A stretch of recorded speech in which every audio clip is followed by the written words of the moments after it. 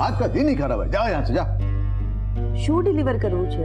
अरे वो पन्नालाल सेठ के हीरे हैं? मुंबई में जवेरी बाजार में डिलीवर करने, वो नीरज को भेजने का है ना। अरे हाँ, उसका वो रिसिप्ट है ना, फटाफट साइन कर दो। हाँ भले आपो। हालो। पर હું શું કહું છું, इतना खून जलाने की क्या जरूरत है? हीरे की डिलीवरी है ना, ये तो काले पण થઈ જશે ને। ना ना ना बा, अंगाड़िया के धंधे का एक उसूल है, वो भरोसा और ईमानदारी से चलता है। आज का डिलीवरी का बोला है ना, तो अपने उसूल के हिसाब से आज ही डिलीवरी होना मांगता है। તમે ને તમારા ઉસૂલ। अरे राहुल कल खत्म हो गया, ला जल्दी। अरे पण फ्रूट तो खाई लेजे ने। और बाद में अभी कुछ नहीं। ढोकला तो खाई लो। अरे नहीं नहीं नहीं, अभी वो डिलीवरी करने जाना है, बोला ना तुमको। अभी राहुल काल के पीछे इतना टाइम गया ना, फटाफट ऑटो पकड़ के मैं पहुंच जाता हूँ। डिलीवरी देना है। हाँ हाँ જોયું, एक पण ऑटो નથી। लगता है आज कांति भाई के सारे उसूल टूटने वाले हैं। ए रामा, તમે પણ ना। ना मजाक करूँ क्या? काका कहीं जा रहे हो? हाँ हाँ, अरे आ भी गया, एकदम भरा मानस आ भी गया टाइम के ऊपर। खबर से चलो आओ जाओ जय श्री कृष्ण। बाय। जय श्री कृष्ण। आओ जाओ। मम्मी जी, हाँ मैं इनको दुकान पे टिफिन दे के आती हूँ। चाबी लेके जाना, मैं सत्संग के लिए जा रही हूँ, इधर बहुत सारा काम है। जी। हाँ जय श्री कृष्ण। जय श्री कृष्ण।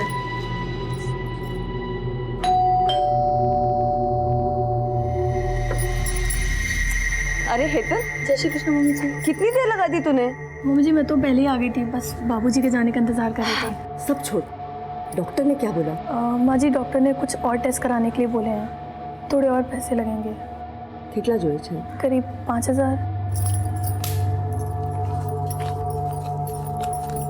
आले। थैंक यू मम्मी जी। पागल। ऑटो नहीं, लगता है आज कांति भाई के सारे उसूल टूटने वाले हैं। ए रामा, તમે પણ ना। ना मजाक करूँ क्या? काका कहीं जा रहे हो? हाँ हाँ, अरे आ भी गया, एकदम भरा मानस आ भी गया टाइम के ऊपर। खबर से चलो आओ जाओ जय श्री कृष्ण। बाय। जय श्री कृष्ण। आओ जाओ। मम्मी जी, हाँ मैं इनको दुकान पे टिफिन दे के आती हूँ। चाबी लेके जाना, मैं सत्संग के लिए जा रही हूँ, इधर बहुत सारा काम है। जी। हाँ जय श्री कृष्ण। जय श्री कृष्ण।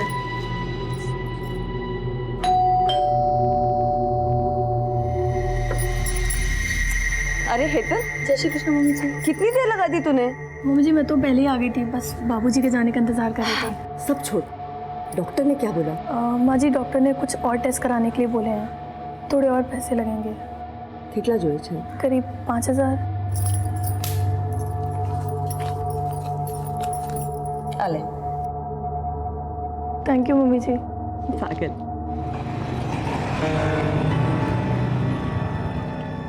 बस बस बस, बहुत बहुत धन्यवाद। भले भले। चलो आओ जाओ काका, મળીએ। हेलो, पहुंची गया? हाँ पहुंची गया। हाँ नीरज હવે નીકળી જશે 2 વાગ્યાની ટ્રેન છે। જય કૃષ્ણ હાર્દિક। जय श्री कृष्ण काका। जय कृष्ण। जय श्री कृष्ण।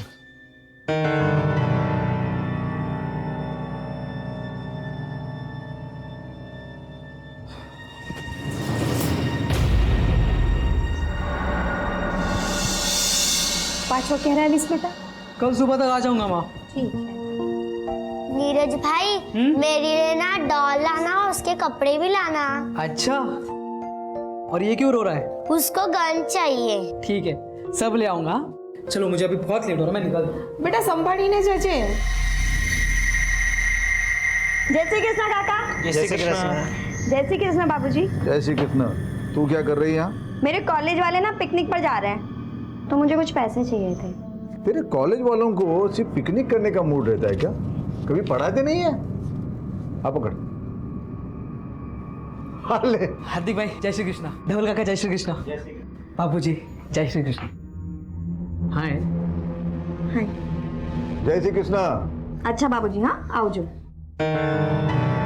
नीरज कितना लेट हो गया तू? सॉरी बाबूजी। वो पिछले डिलीवरी का क्या हो गया? हो गया? क्या होना है, हो गई। ये लो बाबूजी, आप हमेशा कहते हो धंधा भरोसे का है, फिर ये नोट को आधा फाड़ कर उन्हें क्यों देते हैं? आपको मुझ पर भरोसा नहीं है? भरोसा तो बहुत है, समझा, लेकिन अपना ये आंगड़िया का बिजनेस है ना, उसके कुछ नियम है। अभी तेरे लिए मैं नियम बदलूंगा ना तो बाकी लोगों को बुरा लगेगा। ये ले, ये कट किए हुए पॉलिश किए हुए हीरे, इसको जवेरी बाजार में डिलीवरी कर देना और ताबड़तोड़ फोन करना मुझे। फोन नहीं किया तो? तेरे गाल खुड़बुड़ा रहे क्या मेरा चाटा खाने को? आप अगर रसीद। आप मेरे बाबा समान हो, जितना चाहे मार सकते हो, पर सोचो अगर जाते थे मेरा एक्सीडेंट हो गया तो? चुप चुप बोल। देख, मेरे पास 3 लोग हैं, धवल भाई, हार्दिक और तू, जिनके ऊपर आंख बंद करके विश्वास करता हूं मैं। ये अपना आंगड़िया का धंधा जो है ना, ये बाएं हाथ में क्या है दाएं हाथ को मालूम नहीं पड़ता। ऐसे अभी तू जो डिलीवरी लेके जा रहा है ना, वो पार्टी को मालूम नहीं कौन उसका माल लेके आ रहा है, कैसे आ रहा है मुंबई, समझा? चल अब निकल जल्दी, वो बाहर ऑटो खड़ा है, वो रेलवे स्टेशन छोड़ देगा तुझे। चल, आता हूँ बाबूजी। आओ। जय श्री कृष्णा। संभाल के जाना।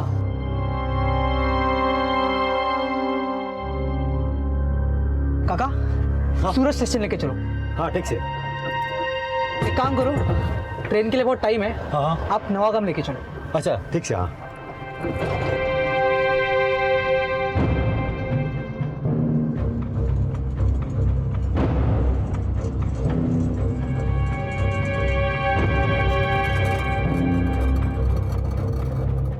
अब रुको जरा, मैं आता हूँ। हाँ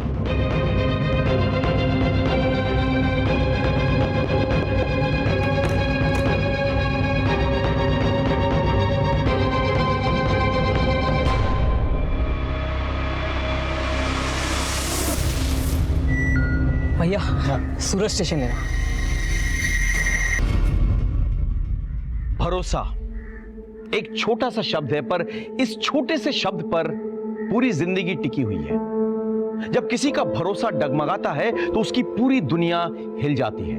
नमस्कार, मैं सीनियर इंस्पेक्टर संजय बरोत और स्वागत है आपका क्राइम पेट्रोल दस्तक में। कांति सेठ एक आंगड़िया था, उसका पूरा धंधा भरोसे पर टिका हुआ था।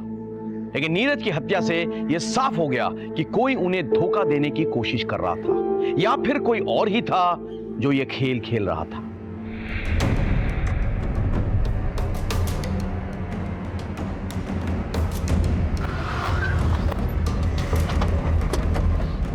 सर, 2 गोली मारी गई है, ऑटो वाला फरार है। हमने आसपास पूछताछ। हाँ स्पीकर पर डाल। हाँ नीरज, अरे क्या छे तू, फोन क्यों नहीं उठा रहा है? हेलो, कौन बोल रहे हैं? तमें कौन? मैं सीनियर इंस्पेक्टर संजय बरोत बोल रहा हूं। देखिए, मैं नीरज का सेठ बोल रहा हूँ। वो मेरे पास आंगड़िया में काम करता है, वो डिलीवरी के लिए लेके निकला है मुंबई के लिए। अभी किधर है वो? आई एम सॉरी, उसका खून हो चुका है। खून? नीरज किसके साथ निकला था? वो अकेले निकला था साहब, रिक्शा लेके। ठीक है, आप एक काम कीजिए, आप भगवती नगर पुलिस स्टेशन आ जाइए फौरन। सो थे नीरज का किसी ने खून कर दिया।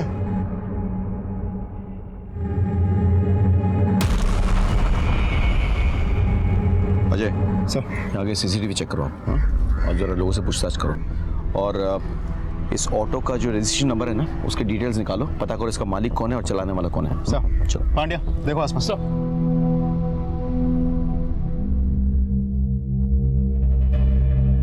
खोलो।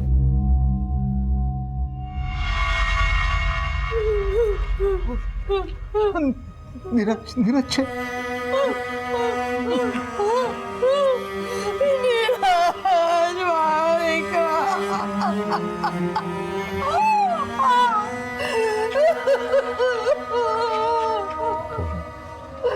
इस बात करनी चाहिए। नीरज कहाँ जा रहा था? सर, वो हीरे की डिलीवरी देने जा रहा था। उसने किसी से कुछ कहा था इस बारे में?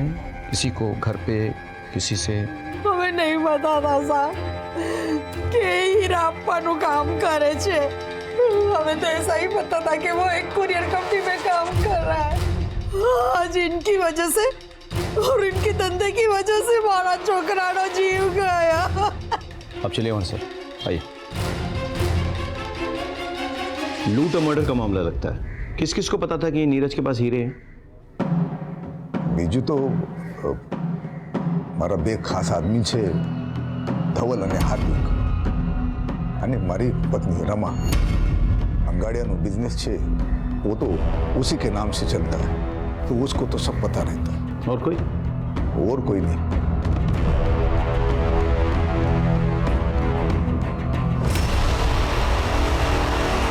नहीं सर, हमने किसी को नहीं बताया।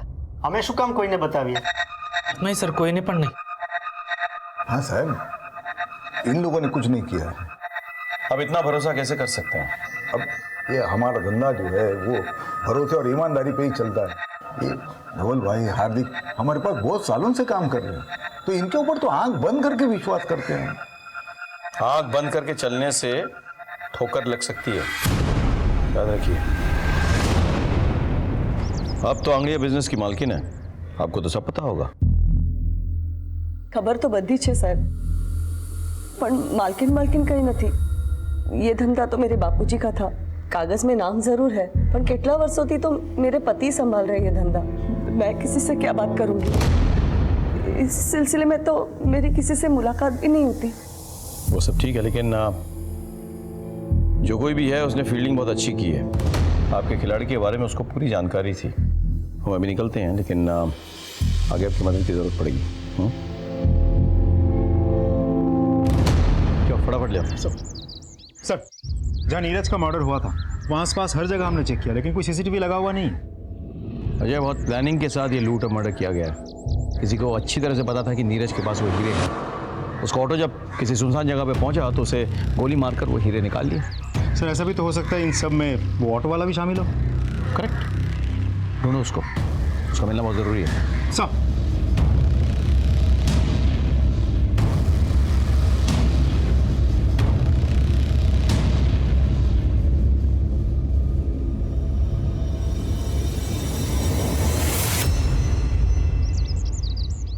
अरे ऐसे पैसे का क्या मोल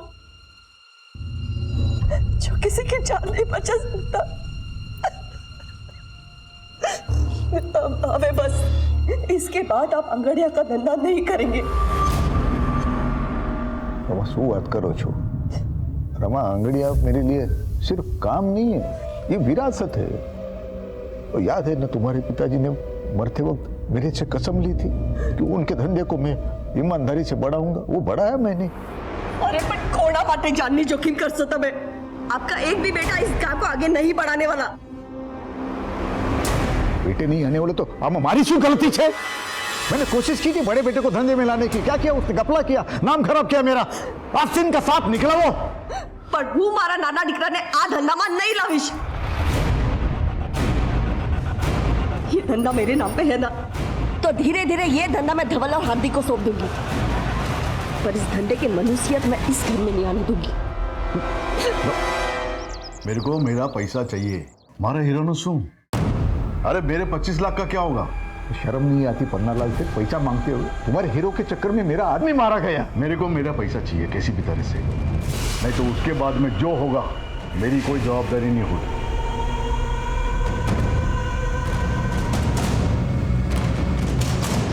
क्या नीरज के साथ किसी की दुश्मनी थी? कोई अफेयर?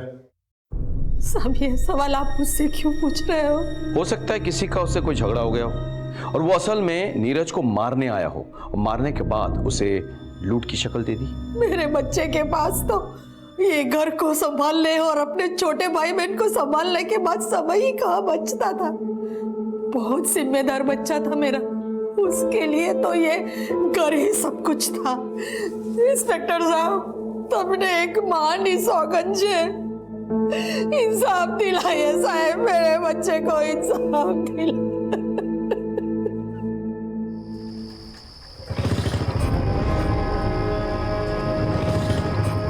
कौन है तुम लोग? ये क्या कर रहे हो?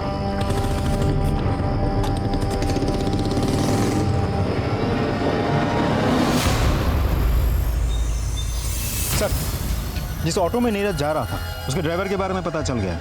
वो अपने ही एक रिश्तेदार के घर में छुपा हुआ है। उठा के लाओ उसे। सर, रमा, तूने हीरो की डिलीवरी के बारे में किसी को कुछ बताया था? वैसे तो किसी के साथ बात नहीं की। याद करो। हाँ, ये दिवसे हेतल आवेले घरे ने, शायद मुंह से कुछ निकल गया होगा। आज तो इतना परेशान थे, एक अर्जेंट डिलीवरी थी उनकी। श्रीनाथ जी, तो तुम शामिल थे इन सब में? हाँ बात। साहब मैं काई नहीं क्यों साहब, वो तुमने साचे साचो कहूँ साहब। उस दिन एक लड़का मेरे ऑटो में बैठा, काका सूरज स्टेशन लेके चलो। लेकिन ट्रेन थोड़ा लेट था ना, तो बोला मेरे को दूसरे के घर पे जाना है, उधर मेरे को छोड़ो। एक काम करो, ट्रेन के लिए बहुत टाइम है, आप नवागाम लेके चलो। तो मैं तो उधर छोड़ा उसको, 15-20 मिनट में उसकी राह देखा, फिर वो आया, बोलते अभी मेरे को सूरत स्टेशन ले चल। भैया सूरज स्टेशन लेना। फिर हम लोग रास्ते में आ रहे थे ना, तो किसी ने उसको मार दिया। किसके घर छोड़ा था तुमने उसे?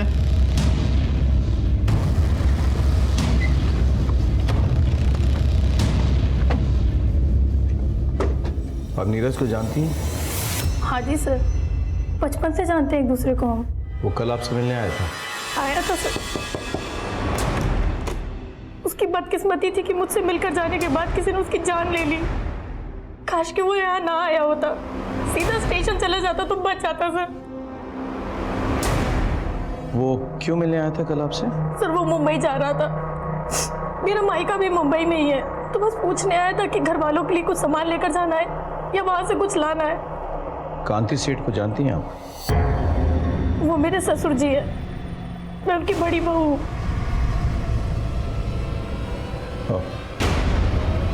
ठीक है, हम चलते हैं, कांति सेठ से मिलके आते चलो। हेतलनी बात एकदम साची है साहब। नीरज अपने परिवार के साथ हेतल के पड़ोस में रहता था। उन दोनों में एकदम भाई बहन का रिश्ता था। तो आप कह रहे हैं कि हेतल का इन सब से कोई लेना देना नहीं है?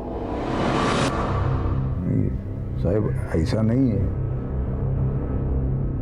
हो भी सकता है। कैसे? हेतल का पति मेरा बेटा कल्पेश है। आप अपने बड़े बेटे कल्पेश पर खून का इल्जाम लगा रहे हैं, कोई खास वजह? सूखी दो पापा, पापा खेलते हुए पकड़। पापा पूछे झूठ बोला तुम्हारे साथ है? हाँ, आप पैसा भरा मेहनत ना पैसा छे, अपना धंधा ना पैसा छे, और अपना धंधा भरोसे पे चलता है। लोगों का भरोसा तोड़ के बाप का नाम मिट्टी में मिलाना चाहता है तू। आज से तारा हमारा रिश्ता खत्म।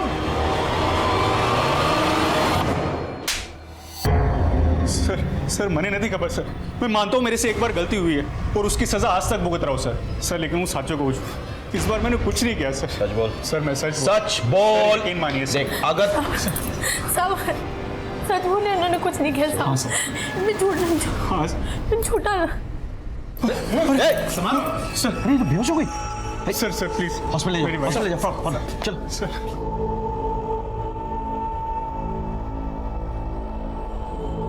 इनका कोई रिश्तेदार है यहाँ पे? नहीं, फिलहाल तो अभी कोई नहीं है। वैसे हुआ क्या डॉक्टर साहब? ये माँ बनने वाली है।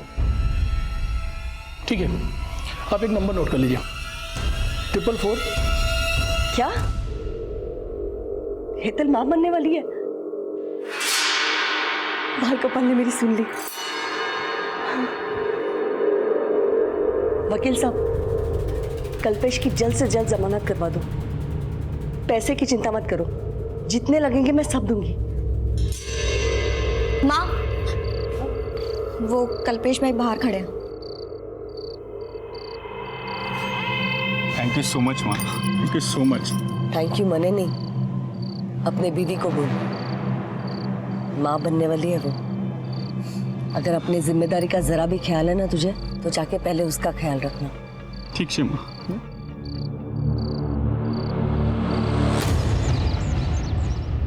सर, फॉरेंसिक डिपार्टमेंट ने आपको नीरज मर्डर केस की डिटेल्स मेल किया है, मेल चेक कीजिए सर।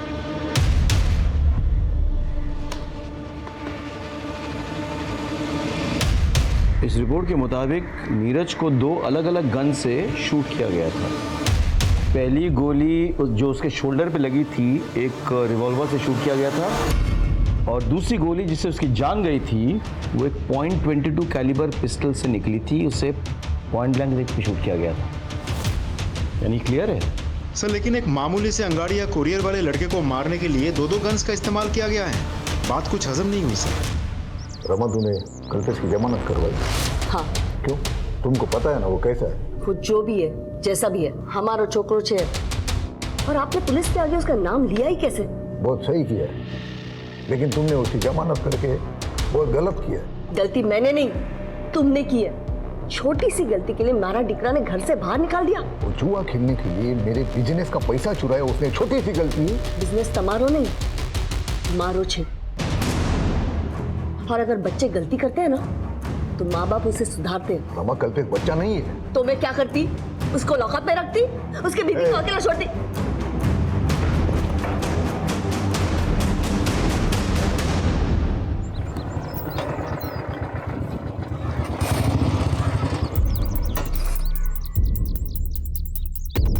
क्या सेठ, क्या समझा था? अपने बाप का पैसा हजम कर जाएगा? पन्नालाल सेठ का पैसा वापस कर। ये देख, तेरी बेटी का दुपट्टा।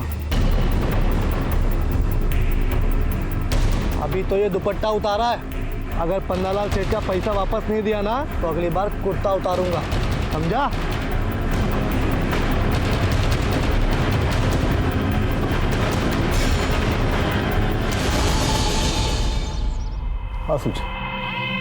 हाँ सुचे अंदर चल।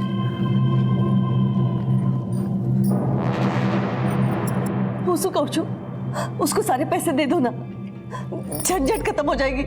आखिर अपने बेटी का सवाल है। ये पन्नालाल की धमकियों से डर के मैं अपने धंधे के उसूल नहीं बदलूंगा, कभी नहीं।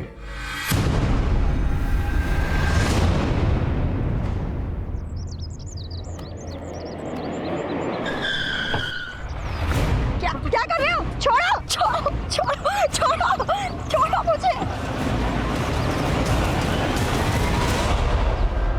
दया, तुम जरा पता करो कि हाल फिलहाल एक रिवॉल्वर और एक .22 कैलिबर पिस्टल किसने खरीदी। हो जाएगा साहब, चलता हूं। आपको क्या लगता है सर? मेरे थ्योरी के हिसाब से एक वो नौसिखिया जिसने उसके कंधे पे गोली चलाई और दूसरा प्रोफेशनल जिसने पॉइंट ब्लैंक रेंज में उसकी छाती पे गोली लगाई। लेकिन क्यों? तुम्हें क्राइम सीन याद है सर? नीरज की बॉडी, उसकी शर्ट के बटन्स किस तरह से खुले हुए थे? ऐसे कमीज के अंदर ही आंगड़ियां अपने कीमती सामान छुपाते हैं, यानी किसी को पता चल गया। लेकिन साथ ही साथ तुमको याद होगा उसका वॉलेट निकला हुआ था, किस तरह से उल्टा पड़ा हुआ था, यानी कि किसी ने उसके पॉकेट्स और वॉलेट भी टटोले थे। मतलब पहले कोई नौसिखिया और फिर प्रोफेशनल आदमी। करेक्ट। लेकिन सोचने की बात यह है कि ऐसी सीक्रेट बात एक नौसिखिया और एक प्रोफेशनल दोनों को पता चल गया था। कैसे?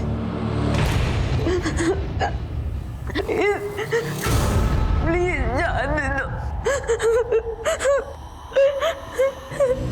प्लीज जाने दो। चुप, बिल्कुल चुप। प्लीज जाने दो।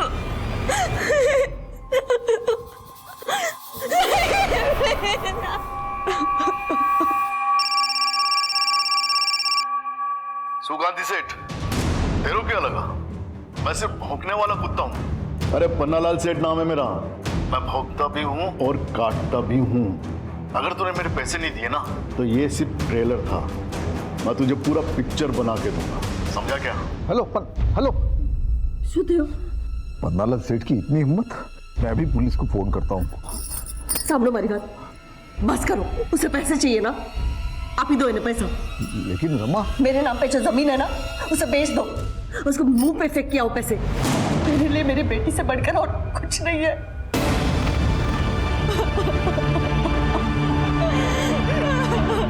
अक्सर लड़कियों के साथ हुए मोलेस्टेशन, छेड़खानी, यहां तक कि बलात्कार जैसे संगीन अपराध में भी लोग पुलिस तक नहीं आते। यह सरासर गलत है। अगर पुलिस को अपराध के बारे में पता नहीं चलेगा तो वो अपराधियों तक कैसे पहुंचेंगे, कैसे उन्हें सजा दिलवाएंगे? कांति सेठ और रमाबेन ने भी पारुल के मोलेस्टेशन के बारे में पुलिस को नहीं बताया। उधर नीरज के मर्डर केस में किसी के खिलाफ हमें कोई सबूत नहीं मिल रहा था। हम इन्हीं चीजों में उलझे हुए थे कि अचानक कुछ ऐसा घटा जिसने इस केस की दिशा पलट दी।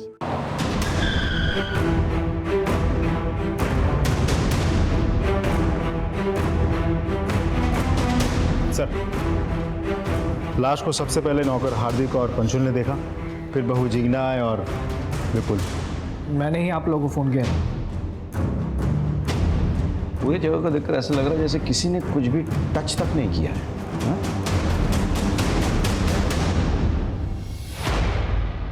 मौत तो गला दबाने से हुई है। और घर पे कोई फोर्स एंट्री भी नहीं हुई सर?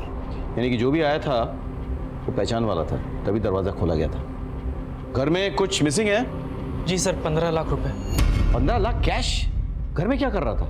जी वो बाबूजी ने किसी को डिलीवरी देने के लिए रखवाए थे। एक काम करो जी, आस पड़ोस से पता करो, किसी ने किसी को यहाँ आते हुए देखा था या नहीं? आपने कुछ सुना? जी नहीं, दोपहर में तो यहाँ पे सन्नाटा छाया रहता है। कई लोग सत्संग में चले जाते हैं और बाकी बच्चे लोग सोए रहते हैं। आपने लड़ाई झगड़ा या कोई चीखने की आवाज़ सुनी? नहीं साहब, हमने कोई आवाज नहीं सुनी। ठीक। सर, हम दोपहर को यहाँ आए थे रमाबेन के साथ सत्संग में जाने के लिए, लेकिन दरवाज़ा लॉक था, तो हमें लगा कि वो सत्संग में होगी, इसलिए हमें जता रहा। पारुल कहाँ है? बाबूजी और पारुल अहमदाबाद गए हैं। एक बात बताइए, ये हार्दिक और पंशुल पे आपको कोई संदेह है? मतलब ये दोनों भी तो मर्डर कर सकते हैं ना? नहीं साहब, आ बनने तो भरोसा ना मानसो छे। भरोसे वाला हाथ ही सबसे पहले पीठ में छुरा भोगता है। अजय, इन दोनों को थाने ले आओ और पोस्टमार्टम के बाद बॉडी सौंप दो फैमिली को।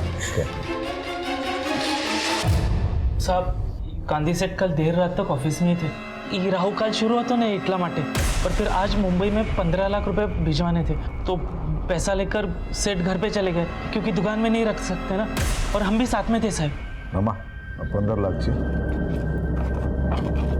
तो कबाड़ में रख देना, और तुम लोग कल दोपहर के बाद आ जाना। कल सुबह मैं अहमदाबाद जा रहा हूँ डिलीवरी के लिए, तो शाम तक लौटूंगा। कल 11 से 3 बजे तक राहु काल है, तो उसके बाद आ जाना और ये कैश लेके जाना। जी बाबूजी। ठीक है बाबूजी। जय श्री कृष्ण। जय श्री कृष्ण। और फिर हम जब 2:15 बजे घर पहुंचे तो तुम दोनों के मुताबिक कांति सेठ अपनी बेटी पारुल को लेकर अहमदाबाद गए डिलीवरी के लिए? हाँ, अबे ये आंगड़िया कब से अपनी बेटी को लेकर जाने लगा डिलीवरी के लिए, बताना। तकलीफ हो रही है क्या? नहीं सर, कहीं नहीं। एक मिनट खड़े हो, खड़े हो जा, बैठ। अजय चेक करो जरा। खड़ो जा, खड़ो।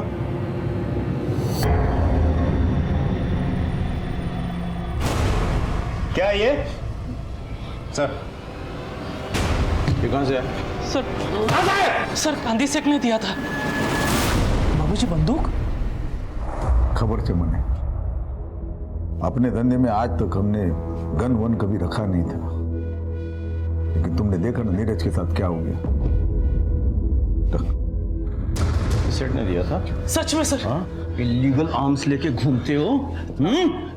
हो सकता है 15 लाख की लालच में रमाबेन की हत्या तुम दोनों ने की हो। नहीं सर, अजय, बंदूक जब्त करो, ठीक से पूछताछ करो। चल। सर कुछ नहीं किया।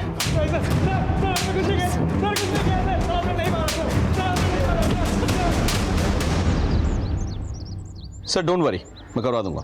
ओके सर, दोनों को रात भर बहुत तोड़ा, लेकिन दोनों के दोनों एक ही रट लगाए बैठे हैं। हमने रमाबेन को नहीं मारा। सर कांति सेठ अपने घर पहुंच गया। अजय, काम करो, हार्दिक के पिस्तौल को फॉरेंसिक के पास भेजो, चेक करवाओ कि कहीं ये वही पिस्तौल तो नहीं जिससे नीरज को गोली मारी गई थी। कि नोट के नंबर हम लिख के रखते हैं, वो धवल भाई को पता है। Serial number? 1 minute sir. हाँ, ये रहा। B325 थी, G927। ये पैसे आपने दिए थे डिलीवरी के लिए? हाँ सर, हमने दिए। इसी सीरियल नंबर के नोट्स थे? Yes sir.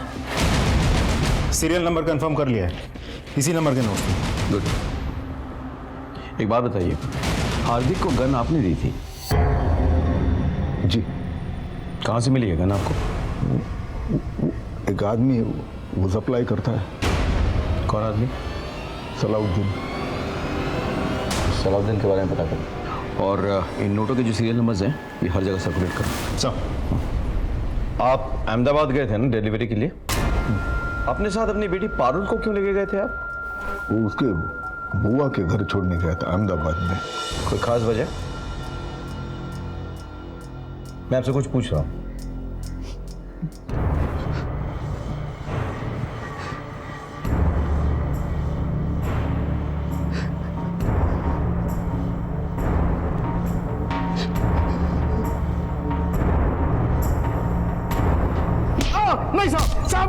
नहीं साहब। बस बस बस बस इधर निकाल। वो कांति सेठ मेरा पैसा नहीं दे रहा था साहब, तो वो तो डरावा माटे थोड़ा। और उसके बाद तूने रमाबेन को मार डाला? नहीं साहब नहीं, मैंने रमाबेन को नहीं मारा साहब। नहीं मारा तूने? नहीं मारा। इसकी इतनी धुलाई करो कि इसके मन का मैल धुल जाए। बस नहीं साहब नहीं, छोड़ दो साहब, छोड़। सर हमने सलाउद्दीन के अड्डे पर छापा मारा, लेकिन वो फरार है, अड्डे पर कोई नहीं मिला सर। सर रमाबेन की पोस्टमार्टम रिपोर्ट आ गई है। सर उसे गला दबा के मारा गया था और गला दबाने के बाद उंगलियों के निशान भी मिटा दिया गया था। सर एक बात तो साफ है, जिस तरीके से गला दबाया गया है वो देख के तो लगता है मारने वाला कोई प्रोफेशनल नहीं था।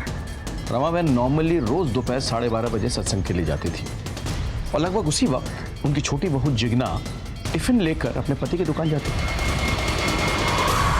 जी सर, मैं उस दिन भी करीब 12:30 बजे निकली थी, लेकिन मम्मी जी किसी का इंतजार कर रही थी, शायद पंशुल और हार्दिक का। तो आप पहले से जानती थी कि कोई पैसा लेने आने वाला है? नहीं सर, मने नहीं खबर। मुझे तो अभी पता चला जब ये सारी बातें सुनी। मम्मी जी ने भी मुझे कुछ नहीं बताया था। मैं माँ के बगैर क्या करूंगा? हर कदम पर माँ ने मेरा साथ दिया था। माँ ने मेरे लिए नया टिफिन खरीद के उसमें मेरी पसंद के छोले बना कर दिए थे। किसने सोचा था कि वो आखिरी बार। सर कुछ समझ में नहीं आ रहा है कि दोनों केसेस एक दूसरे से जुड़े हुए भी हो सकते हैं, अलग अलग भी। अलग अलग हो सकते हैं, लेकिन मोटिव एक ही है, पैसा। पहले वाले केस में भी एक किलर नॉन प्रोफेशनल था और दूसरे में भी। तुमने घर वालों को ट्रैक किया है ना? ट्रैक किया सर, लेकिन कुछ सस्पिशियस नहीं मिला, सब कुछ नॉर्मल है।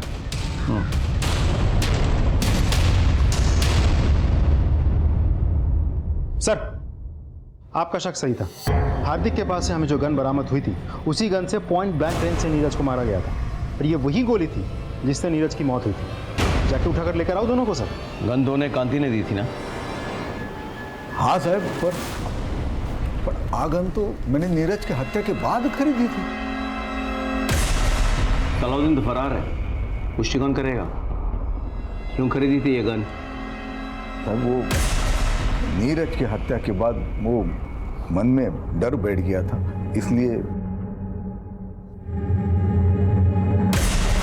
ठीक है, अभी आप जा सकते हैं, लेकिन हम आप पे नजर रखेंगे। भागने की कोशिश मत कीजिएगा।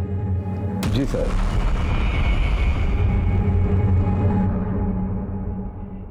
सर इस कांति पे शक है? अजय, हमारे प्रोफेशन में शक करना कोई गुनाह नहीं है, बल्कि शक ना करना गुनाह है। कई बार जिस पे हमें शक ना हो वो असली अपराधी साबित हो चुका है। सर पन्नालाल का वकील हाईकोर्ट से बेल पेपर लेकर के आया। जाने दो उसे, लेकिन उसमें नजर रखना और कॉल रिकॉर्ड चेक करना। सर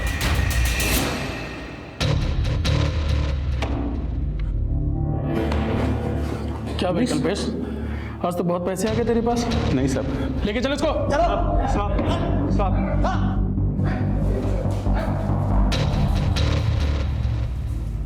खबर न थी? नहीं सर।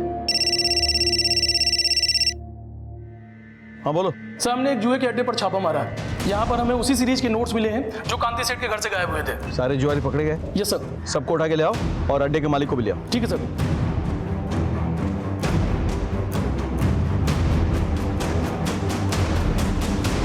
कल्पेश। सर मैंने नहीं मारा अपनी माँ को। नहीं मारा? नहीं सर। ये पैसे कहाँ से मिले? पैसे ये सीरियल नंबर चेक किए जा चुके। बोल। सर ये तो वो पैसे जो माँ ने हितल को दिए थे सर, और हितल ने मुझे दिए। अच्छा? हाँ सर, सच कह रहा हूँ सर। चलो बुलाओ, लेके आओ उसको। जी ये सच बोल रहे हैं। मैं गई थी उस दिन माँ जी के घर। अरे वाह चिकना, बड़ी अच्छी खुशबू आ रही है। कड़ी बना रही हूँ। अच्छा मम्मी जी कहाँ है? हाँ, जय श्री कृष्ण मम्मी जी। હેતલ બેટા કેમ છે? सारू छू मम्मी। ને તબિયત તારી? नहीं मम्मी, एक्चुअली डॉक्टर ने कुछ टेस्ट करवाने के लिए बोले हैं, तो थोड़े पैसे चाहिए थे। કેટલા જોઈએ છે? 25,000। 25,000 तो नहीं है मेरे पास। एक मिनट, तू અહીંયા જ ઊભી રહે। હા આવું છું હું ऐसे।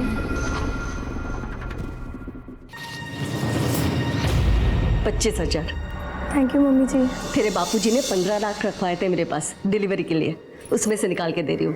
पर मम्मी जी बाबूजी को पता चला तो? अब मैं सत्संग जा रही हूँ ना, तो आती वक्त एटीएम से निकाल दूंगी और रख दूंगी इसमें।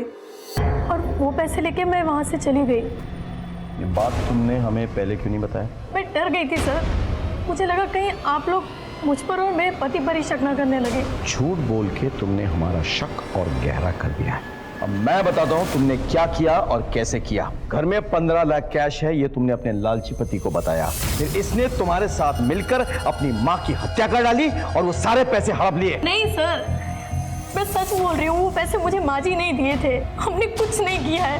प्लीज सर विश्वास कीजिए। सच और झूठ का तो पता चल जाएगा। जाओ जाके इनके घर की चेकिंग करो, देखो सारा पैसा जुए में खर्च कर दिया या कुछ कैश बाकी है। जाओ।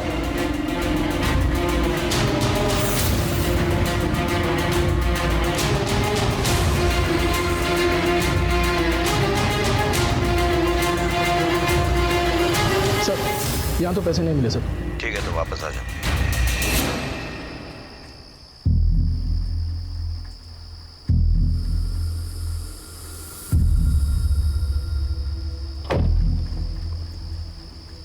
हेलो सलाउद्दीन भाई, हाँ તમારું પૈસો હિસાબ સાફ થઈ ગયો। ઠીક એ ભાઈલા પોલીસ પકડો છે।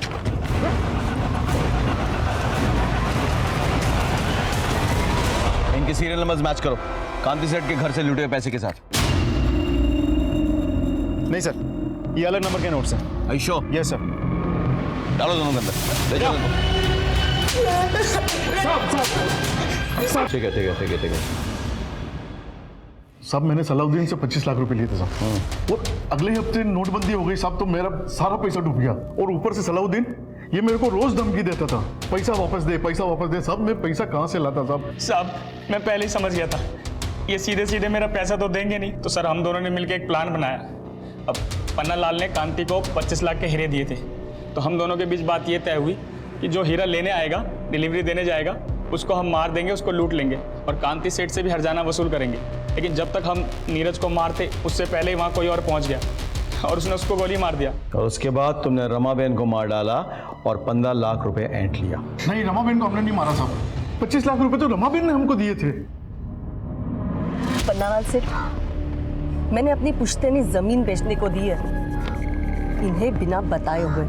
ये इसके बानू के 25 लाख है। मेरी बेटी को और मेरे परिवार को तंग करना बंद करो अब। झूठ बोल रहे हो तुम लोग, और पैसे की लालच में तुमने रमाबेन को मार डाला। नदी सर नदी। नीरज की खून की गुत्थी तो सुलझ चुकी थी, लेकिन रमाबेन के मर्डर की गुत्थी को हम जितना सुलझाने की कोशिश करते वो उतनी उलझती जा रही थी। हम एक डेड एंड पर पहुंच चुके थे, पर इतना तो पक्का था कि इन सब में कोई और भी शामिल था जिसने नीरज पर भी पहली गोली चलाई थी। मुझे यकीन था कि उसी ने रमाबेन की भी हत्या की। साहब आजा, बड़ी देर कर दी आने में। आप साहब अच्छे काम में वक्त तो लगता ही है ना। कुछ पता चला?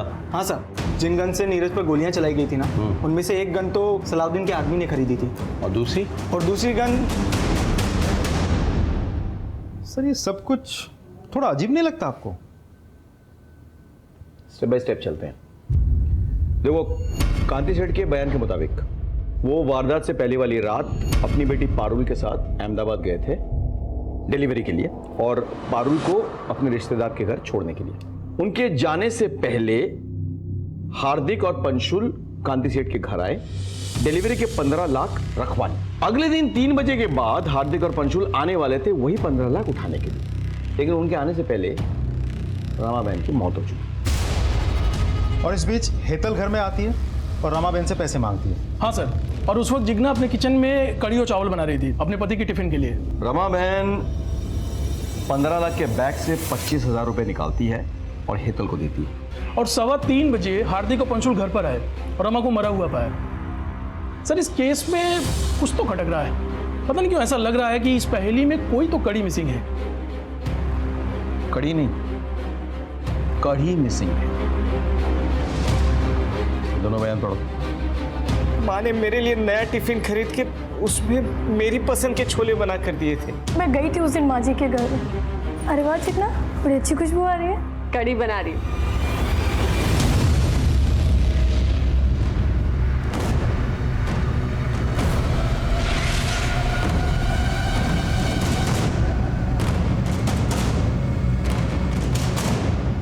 अपने आप सब कुछ उगलोगे या पुलिस वाला तरीका अपनाए? मम्मी जी हर दोपहर को सत्संग के लिए चली जाती थी, तो विपुल को लंच देके जब मैं वापस घर आती थी तो कमलेश को भी बुला लेती थी। हम एक दूसरे से प्यार करने लगे थे। कसम से? मैं जानती थी कि घर में कुछ कैश है। तेरे बापूजी ने 15 लाख रखे थे मेरे पास डिलीवरी के लिए। जैसे ही मम्मी जी सत्संग के लिए निकले, मैंने कमलेश को फोन किया। हम लोग कैश लेके निकलने ही वाले थे कि मम्मी जी वापस आ गए। मम्मी क्या चल रहा है सब? मम्मी जी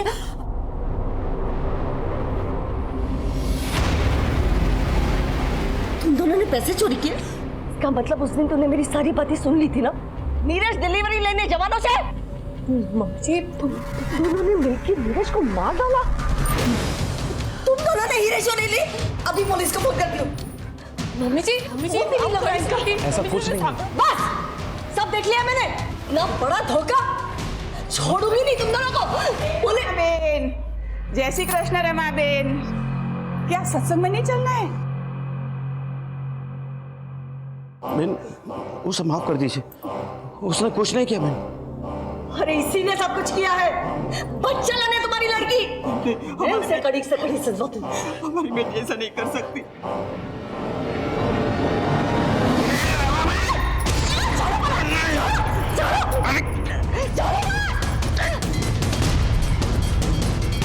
जिन्ना, तुम अभी घर पे मत आना। तुम बाहर से टिफिन लेके विपुल के पास चली जाओ ताकि तुम पर किसी को शक न हो। बेटी के करतूतों पर पर्दा डालने के लिए आप लोगों ने एक मासूम औरत को मार डाला। जिग्ना के माता पिता को रमाबेन की हत्या के आरोप में गिरफ्तार किया गया और उन्हें सजा भी मिली। कांति सेठ की जिंदगी और बिजनेस में बस एक ही उसूल था, भरोसा। लेकिन दोनों ही जगह उन्हें सिर्फ धोखा ही मिला। पन्नालाल ने सलाउद्दीन के साथ मिलकर नीरज की हत्या की और कांति सेठ को बिजनेस में धोखा दिया। वहीं जिग्ना की वजह से रमाबेन की जान चली गई। लेकिन सवाल यह उठता है कि क्या कांति सेठ और रमाबेन को इस बात की जरा भी दस्तक नहीं मिली? मैं सीनियर इंस्पेक्टर संजय बरोत आपसे विदा लेता हूं। फिर मिलेंगे एक नए केस के साथ। तब तक सतर्क रहिए और देखते रहिए क्राइम पेट्रोल दस्तक। मकसद बताना नहीं बल्कि बचाना है। जय हिंद।